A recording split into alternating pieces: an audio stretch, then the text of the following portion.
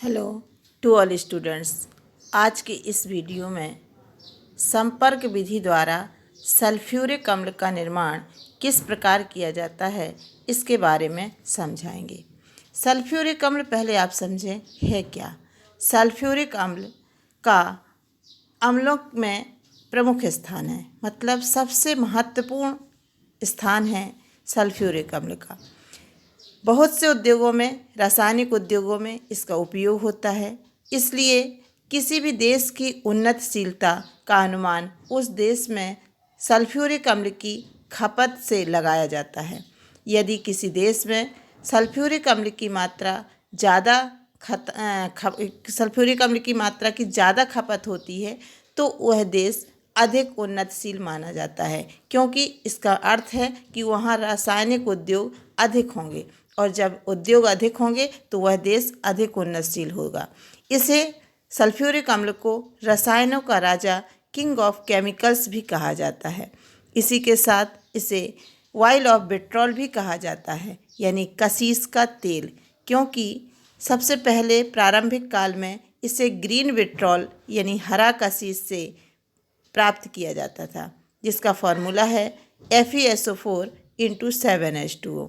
इससे इसे प्राप्त किया जाता था। तो सल्फ्यूरिक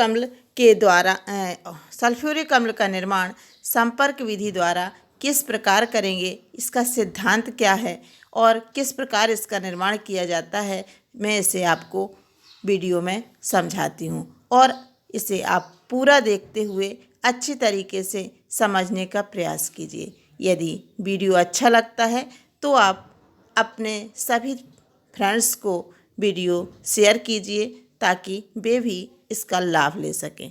सब्सक्राइब कीजिए ताकि आपको प्रत्येक वीडियो सबसे पहले उपलब्ध हो सके।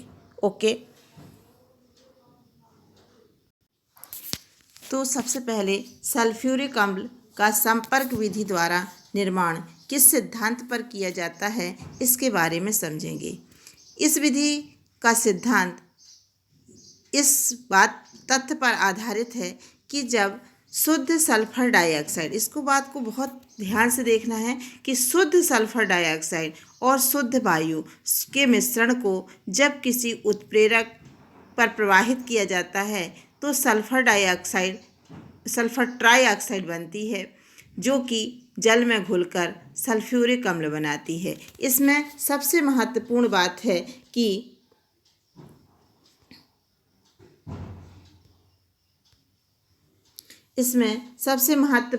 होती है कि सल्फर डाइऑक्साइड जो है वो कैसी होना चाहिए, शुद्ध। जब शुद्ध सल्फर डाइऑक्साइड और शुद्ध वायु के मिश्रण को हम किसी उत्प्रेरक, पहले इसमें उत्प्रेरक के रूप में प्लैटिनम प्रयुक्त किया जाता था, लेकिन आजकल इसमें वेनेडियम पेंटाऑक्साइड का प्रयोग किया जाता है, क्योंकि यह सस्ता है और अधिक समय तक क्रियाशील है। तो यह सल्फर ट्राइऑक्साइड में परिवर्तित हो जाती है, जिसे जल में घोलने पर सल्फ्यूरिक अम्ल का निर्माण होता है। तो यह विधि इस सिद्धांत पर आधारित है। इसमें सबसे महत्वपूर्ण बात है कि सल्फर डाइऑक्साइड और ऑक्सीजन शुद्ध होना चाहिए। सल्फर डाइऑक्साइड और ऑक्सीजन की परस्पर क्रिया से जब सल्फर ट्राइऑक्साइड बनता है तो यह उत्क्रमणीय अभिक्रिया होती है और ऊष्माक्षेपी क्रिया होती है। इसमें 45,200 कैलोरी ऊष्मा उत्पन्न होती है। अतः लीसा-टेलिए के नियम अनुसार स्पष्ट है कि क्रिया ऊष्माक्षेपी है। इसलिए कम ताप पर SO3 का उत्पादन अधिक होगा। और आयतन में क्या हो रही है, आयतन भी SO2 और O2, तो यहाँ 2SO3, यहाँ 2SO2, आयतन में भी कमी आ रही है। मतलब दाब हमें क्या रखना पड़ेगा, उच्च रखना पड़ेगा। लेकिन ऐसा देखा जाता है कि कम ताप पर SO3 का निर्माण मंद गति से होता है, इसलिए 400 से 500 डिग्री सेल्सियस ताप पर प्लेटिनम की उपस्थिति में क्रिया कराई जाती है।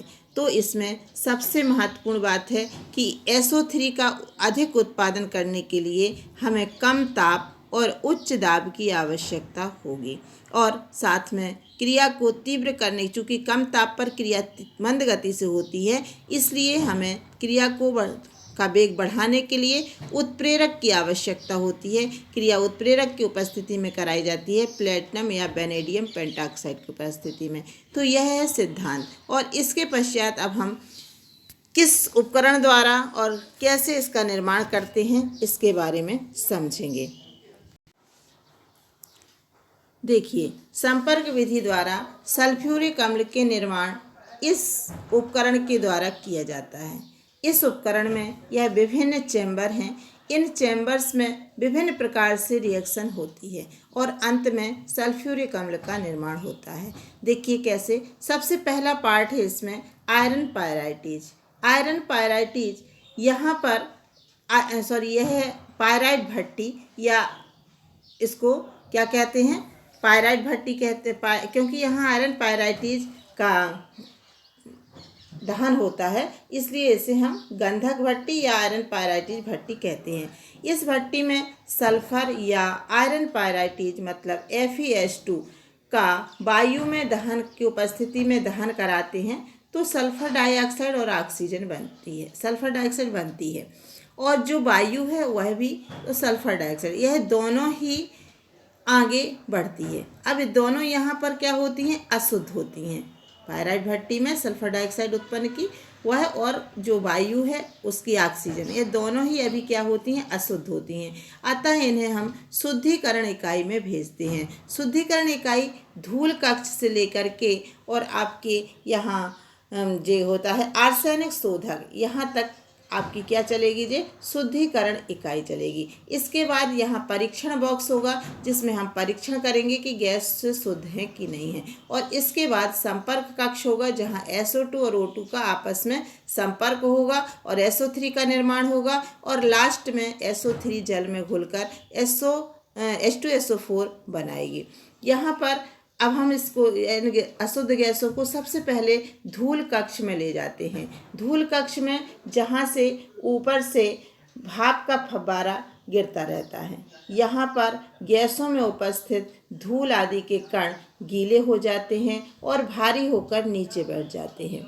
चूँकि भट्टी से निकली हुई गैसें गर्म होती हैं, अतः इन्हें ठंडा करने के लिए हम पहले इसको शीतलक पाइप से गुजारते हैं तो गैसें ठंडी हो जाती हैं, और फिर धावन कक्ष में ले जाते हैं जहां ऊपर से जल का फव्वारा गिरता रहता है। यहाँ अघुलनशील अशुद्धियाँ पृथक हो जाती हैं और गैसें आगे जाकर के हम इन्हें शुद्धिकरण इकाई में, शुष्कीकरण इकाई में भेजते हैं जहाँ ऊपर से सांद्र H2SO4 गिरता है। चूँकि सांद्र H2SO4 जल अवशोषक होता है, अतः यह जल को गैसों में उपस्थित नमी को सोख लेता है और शुष्क गैसों को हम आगे यहाँ पर आर्सेनिक शोधक में भेजते हैं जहाँ पर FeOH का होल्ड यानी फेरिक हाइड्रोक्साइड का जिलेटिनी अवक्षेप भरा होता है।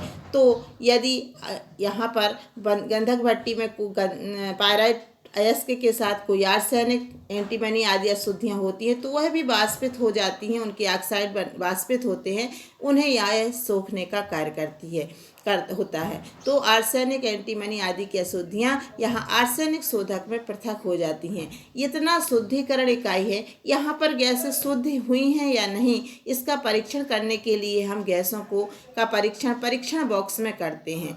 परीक्षण बॉक्स एक बॉक्स होता है जिसमें पूर्ण अंधकार होता है। इसमें ऊपर से एक छिद्र करके प्रकाश की किरण भेजी जाती है और हम समकोण पर देखते हैं तो यदि हमें कोई कण चमकता हुआ प्रतीत होता है तो इसका मतलब है गैसें अभी अशुद्ध हैं, उनमें अशुद्धियों के कण हैं। तब हम इसे पुनः शुद्धिकरण इकाई में ले जाते हैं और पुनः शुद्ध करते हैं, और यदि कोई कण चमकता हुआ प्रतीत नहीं होता है, पूर्ण अंधकार दिखता है, तो इसका मतलब है कि गैसें शुद्ध हो गई हैं। तब हम इन गैसों को संपर्क कक्ष में ले जाते हैं जहां लोहे की ऊर्ध्वाधर नलियां लगी होती हैं और उनमें प्लेटिनम या वेनेडियम ऑक्साइड भरा होता है। यहाँ इस कक्ष का ताप 400 से 450 डिग्री सेल्सियस होता है। यहाँ इस प्रकार की व्यवस्था की जाती है कि दोनों गैसें SO2 और O2 अधिक से अधिक समय तक एक दूसरे से संपर्क में रहें ताकि अधिक से अधिक SO3 का निर्माण हो सके।